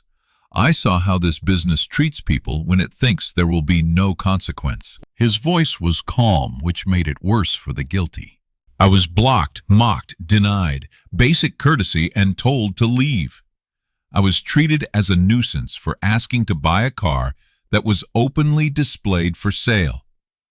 That would have been enough to concern me, but it was not the worst thing I saw. He looked toward Blake. I also heard discussions about misleading customers, concealing mechanical concerns, inflating required packages, and judging service quality by clothing watches and shoes. Luis stood near the service hallway, his face tense. Samuel turned slightly toward him. Mr. Ortega, thank you for refusing to sign a false service note. Luis looked stunned. Ruth opened her folder. Crown Ridge's legal team has already secured relevant internal records. Customer files connected to undisclosed faults, forced add-on packages, and improper fee representations will be reviewed. Affected customers will be contacted, reimbursed where appropriate, and notified of any safety concerns. Any employee involved in intentional deception will be subject to termination and referral to the proper authorities. Blake finally found his voice. Mr. Brooks, with respect, you misunderstood showroom language. Sales teams speak casually. It doesn't mean— Samuel raised one hand. Do not confuse casual language with accidental character. Blake swallowed. I have led this location to record revenue. Yes, Samuel said. And now I know what some of that revenue cost. Trevor shifted backward as if distance could remove him from the conversation. Samuel continued, Blake Whitmore, effective immediately. Your employment is terminated for cause, pending full investigation. Trevor Mills and Celeste Grant, you are suspended pending review of customer records and recorded complaints. Any attempt to alter files after this announcement will be treated as evidence of misconduct. Blake looked toward the corporate officers behind Ruth, expecting hesitation. There was none. You can't just walk in here and destroy careers over one morning, Blake said. Samuel's expression did not change. I did not destroy your career this morning. I only arrived in clothes that allowed me to see how you had been building it. Security stepped forward. Blake's anger collapsed into something smaller. He looked at Naomi's badge on the counter, then at Naomi herself, and for the first time all day he seemed to understand that he had misread the room from the beginning. As Blake was escorted toward the back office, Samuel turned to Naomi. She looked overwhelmed, frightened, and still half convinced this was somehow a mistake. Miss Carter, he said, would you please pick up your badge? Naomi glanced at it. I thought I had resigned. You resigned from a culture that did not deserve you. I am asking whether you would help build a better one. The showroom was silent. Samuel continued. This location needs a new general manager, not someone who mistakes arrogance for luxury, not someone who thinks deception is salesmanship, someone who understands that a customer's dignity is not determined by the price of their shoes. Naomi's eyes filled. Mr. Brooks, I've only been here 2 months. And in 2 months, you understood what others forgot after years. I don't know everything about managing a showroom. No honest manager does on the first day. You will receive training support and a senior operations mentor for 1 year. Luis Ortega will oversee service integrity. Ruth's team will create a direct compliance channel. Your first task will not be to pretend you know everything. It will be to make sure no one here is punished for telling the truth. Naomi covered her mouth with one hand. The badge trembled in the other. Samuel looked around the showroom. Selling a car is a transaction. Earning trust is a business. We can train product knowledge, we can train systems, we can train negotiation, but character has to be chosen before training can improve it. Naomi began to cry then. Not loudly, not helplessly, but with the shock of someone whose worst professional day had opened into a door she never imagined. I'll do my best, she said. Samuel smiled. That is all excellence ever starts with. The announcement spread quickly. By evening, luxury automotive blogs were already reporting the acquisition, though they did not yet know the full story of the old clothes, the laughter, and the young saleswoman who became manager before dinner. Customers began receiving calls within 48 hours.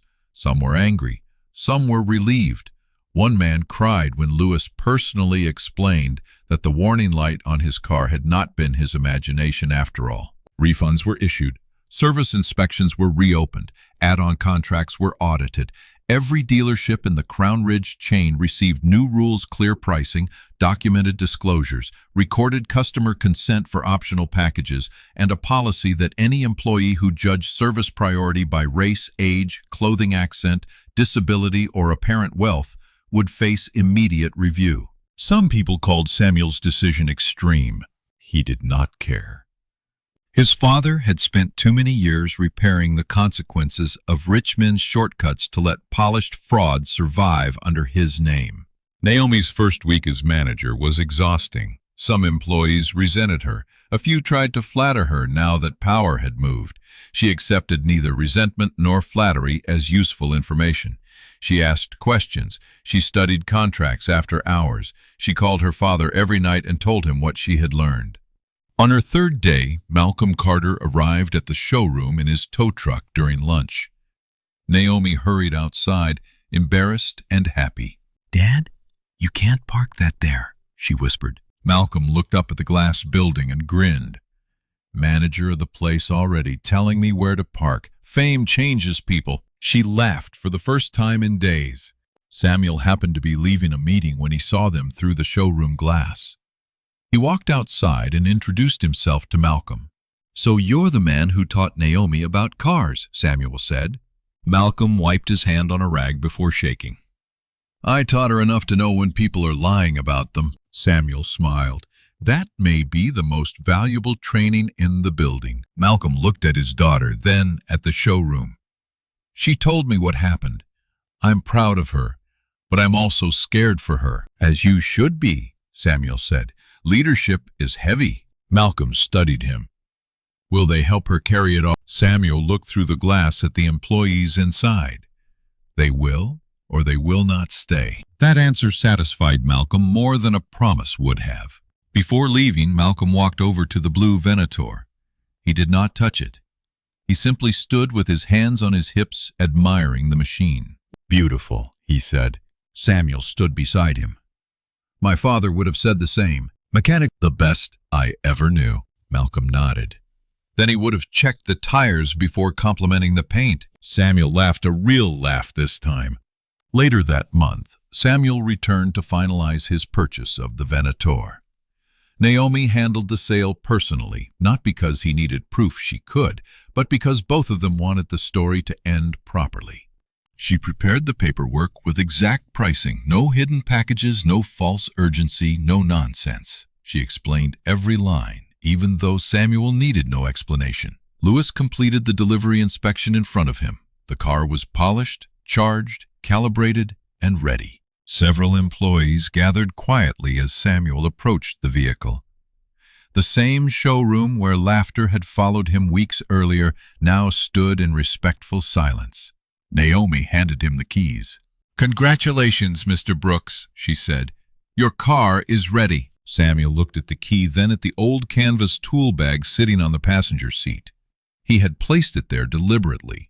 "My father never owned a car like this," he said. "He fixed cars for men who would not remember his name. When I was young, I thought wealth meant owning the thing nobody could deny you.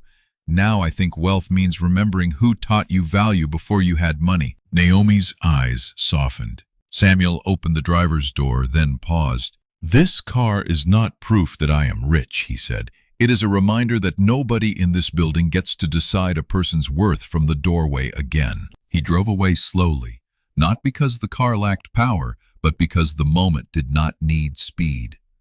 Sunlight slid over the hood. The engine rose in a deep, controlled sound. Employees watched from behind the glass as the man they had dismissed disappeared into Beverly Hills traffic in the very car they had laughed at him for asking to buy. Naomi stood at the entrance long after the car turned the corner. She was not thinking about revenge. She was thinking about responsibility. about every customer who would walk in uncertain, excited, nervous, wealthy, ordinary, overdressed, underdressed, fluent, accented, young, old, confident, embarrassed. She was thinking about the power of a first greeting, about how quickly a place could either open its doors wider or make someone feel small. That afternoon, she gathered the staff. She did not give a dramatic speech. She did not shame people who had already been shamed by the truth. She simply changed the first rule of the showroom. From now on, she said, every person who walks through that door is greeted within 30 seconds. Water is offered before qualification. Questions are answered without sarcasm. Pricing is written clearly. Optional means optional. Safety issues are disclosed. If you cannot respect someone before you know their budget, you cannot represent this dealership. A junior receptionist raised her hand. What if someone really is just looking? Naomi smiled. Then let them look with dignity. A person who cannot buy today may remember how we treated them tomorrow. And even if they never buy anything from us, they are still a person. That became the sentence employees repeated most often. Even if they never buy anything, they're still a person. Months passed. The Beverly Hills showroom changed slowly, then visibly. Customer complaints dropped. Reviews improved. Employees who liked deception left. Employees who liked craft stayed. Luis built a service transparency program that became a model across the entire company. Naomi created training sessions where salespeople learned not just vehicle specifications, but listening disclosure and bias awareness. Some rolled their eyes at first. Then commissions stabilized, repeat customers increased, and the showroom became known for something rare in luxury sales: honesty without apology. One rainy afternoon, a woman in nurse's scrubs walked in with her teenage son to look at a used sports coupe in the lower showroom. The old version of the dealership would have ignored her. The new receptionist greeted her with water. A salesperson answered her son's excited questions without smirking. Naomi watched from her office and smiled. The woman did not buy that day. 3 weeks later, she returned with her husband and bought the car. A year later, her brother bought another. Then a doctor from her hospital bought 2. Respect had done what pressure could not. It had traveled. Samuel heard these stories from Naomi in monthly reports. He read every one. He remained a billionaire. He still sat in boardrooms, signed large deals, and moved through circles where people mistook access for importance. But he kept his father's canvas bag in his office, beneath a framed photograph of Henry Brooks in his mechanic's uniform. When executives visited and asked about it, Samuel told them the truth. That bag helped me buy a car dealership. They usually laughed, thinking it was a joke. Samuel let them wonder.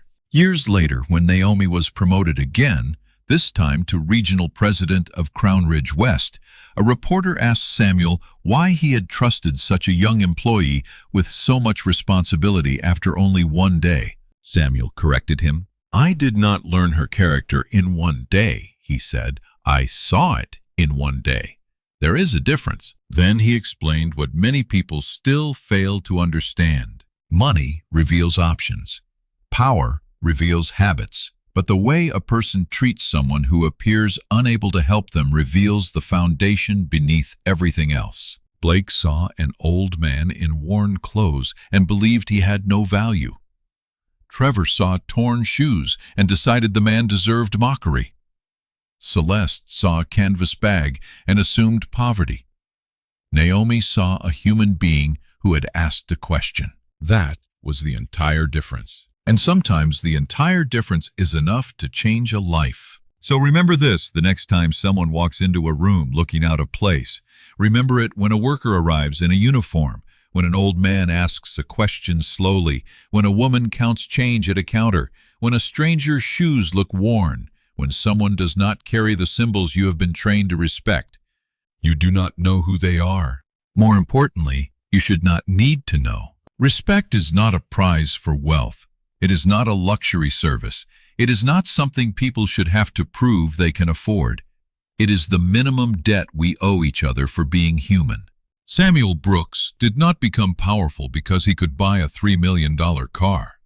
He became powerful because after all his money, all his success, and all the rooms that opened for him, he still remembered the mechanic who taught him never to cheat a person just because they did not know what you knew. Naomi Carter did not change her life because she recognized a billionaire.